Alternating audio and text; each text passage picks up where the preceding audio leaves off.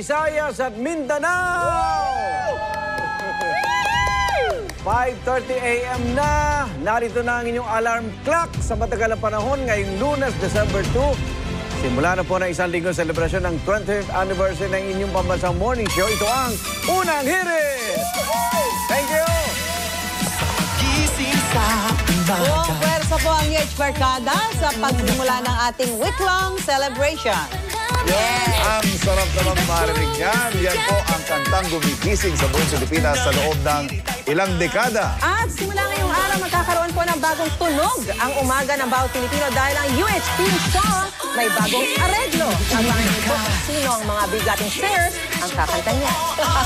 Na-excite naman na kami dyan, Mars. Buong bansa po imbitado sa grand celebration ng UH 25th anniversary. I-share niyo po sa amin sa Facebook page ang kwentong UH ninyo. Gamitin ang hashtags na hashtag UH25 at hashtag kwentong UH. Ang dami nating inihandang sorpresa. Ito muna, isang patikim.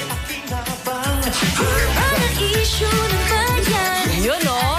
Diba? Makakasama natin ang halos 1,000 mga estudyanteng yan sa ating selebrasyon. Ano kaya magiging papel nila? Well, abangan. Saya. Wala silang pasok that day.